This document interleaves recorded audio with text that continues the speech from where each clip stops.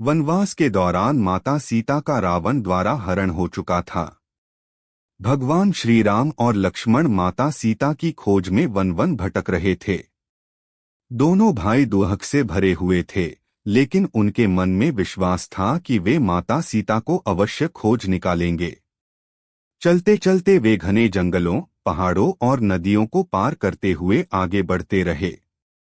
उसी यात्रा के दौरान वे ऋष्यमुख पर्वत के पास पहुंचे।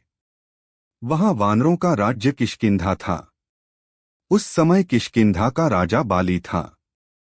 बाली अत्यंत बलशाली और पराक्रमी था। उसके छोटे भाई का नाम सुग्रीव था। किसी गलतफहमी के कारण बाली ने सुग्रीव को राज्य से निकाल दिया था। सुग्रीव अपने कुछ विश्वासपात्र वानरों के साथ ऋष्यमुख पर्वत पर छिपकर रह रहा था, क्योंकि बाली उस पर्वत पर नहीं जा सकता था। सुग्रीव हमेशा भय में रहता था कि कहीं बाली उसे मार न दे। एक दिन सुग्रीव ने दूर से श्रीराम और लक्ष्मण को आते देखा। दोनों के हाथों में धनुष बाण थे और वे तेजस्वी दिखाई दे रहे थे। सुग्रीव डर गया। उसे लगा कि शायद बाली ने उन्हें उसे मारने के लिए भेजा है। उसने अपने सबसे बुद्धिमान मंत्री हनुमान को उनके पास भेजा। हनुमान ब्राह्मण का वेश धारण करके श्रीराम और लक्ष्मण के पास पहुंचे और विनम्रता से उनका परिचय पूछा। हनुमान की मधुर वाणी और विनम्रता देखकर श्रीराम बहुत प्रसन्न हुए। उन्होंने अपने वनवास, माता सीता के हरण और उनकी खोज की पूरी कथा सुनाई। हनुमान समझ गए कि ये कोई साधारण मनुष्य नहीं है। उनके मन में श्रीराम के प्रति गहरी भक्ति जाग उठी। वे तुरंत उन्हें अपने कंधों पर बैठाकर सुग्रीव के पास ले गए। सुग्रीव ने श्रीराम का स्वागत किया और अपनी दुख भरी कहानी सुनाई। उसने बताया कि कैसे बाली ने उसे राज्य से निकाल दिया और उसकी पत्नी को भी अपने पास रख लिया। श्रीराम ने सुग्रीव को न्याय दिलाने का वचन दिया। बदले में सुग्रीव ने माता सीता को खोजने में सहायता करने का वचन दिया। दोनों के बीच अग्नि को साक्षी मानकर मित्रता हुई। सुग्रीव ने श्रीराम को माता सीता के कुछ आभूषण दिखाए, जो रावण द्वारा हरण करते समय नीचे गिर गए थे। उन्हें देखकर श्रीराम की आंखें भर आईं। अब उन्हें विश्वास हो गया कि माता सीता इसी दिशा में ले जाई गई हैं। कुछ समय बाद सुग्रीव ने श्रीराम से बाली का सामना कराने की प्रार्थना की। बाली अत्यंत शक्तिशाली था। उसके सामने जो भी युद्ध करता, उसकी आधी शक्ति बाली में चली जाती थी। फिर भी श्रीराम ने सुग्रीव का साथ देने का निश्चय किया। सुग्रीव ने बाली को युद्ध के लिए ललकारा। दोनों भाइयों में भयंकर युद्ध होने लगा। दोनों का रूप एक जैसा था, इसलिए श्रीराम पहले उन्हें पहचान नहीं पाए और बाण नहीं चला सके।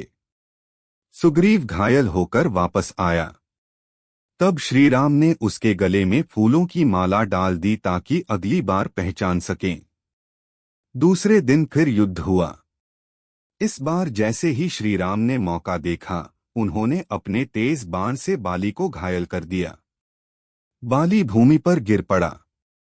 उसने श्रीराम से पूछा कि उन्होंने छिपकर उस पर वार क्यों किया।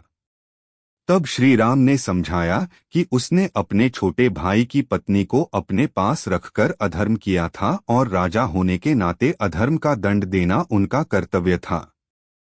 बाली को अपनी गलती का एहसास हुआ। उसने अपने पुत्र अंगद को श्रीराम की सेवा में सौंप दिया और प्राण त्याग दिए। इसके बाद सुग्रीव को किष्किंधा का राजा बनाया गया। वर्षा ऋतु शुरू हो गई थी, इसलिए कुछ समय तक युद्ध और खोज का कार्य रोक दिया गया। वर्षा समाप्त होने पर श्रीराम ने लक्ष्मण को सुग्रीव के पास भेजा और माता सीता की खोज शीघ्र शुरू करने को कहा। सुग्रीव ने तुरंत विशाल वानर सेना को चारों दिशाओं में भेज दिया। दक्षिण दिशा में हनुमान, अंगद, जांबवान और अन्य वीर वानर गए। वे पहाड़ों, जंगलों और समुद्रों को पार करते हुए आगे बढ़े, लेकिन माता सीता का पता नहीं चला। एक समय वे बहुत निराश हो गए। तभी उन्हें एक गुफा में रहने वाली वृद्ध तपस्विनी से मार्गदर्शन मिला। आगे चलकर उनकी मुलाकात घायल गिद्ध संपाति से हुई। संपाति जटायु का भाई था। उसने बताया कि उसने अपनी दिव्य दृष्टि से माता सीता को लंका में देखा है, जहां रावण उन्हें बंदी बनाकर रखा हुआ है। यह सुनते ही सभी वानर प्रसन्न हो गए। अब सबसे बड़ा प्रश्न था कि विशाल समुद्र को पार करके लंका कौन जाएगा। तब जांबवान ने हनुमान को उनकी शक्तियों का स्मरण कराया।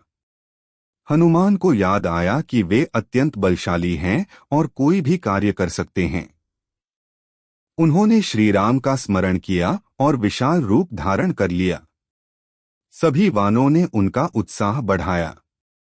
हनुमान पर्वत की चोटी पर चढ़े और श्री राम का नाम लेकर समुद्र पार करने के लिए आकाश में उड़ पड़े।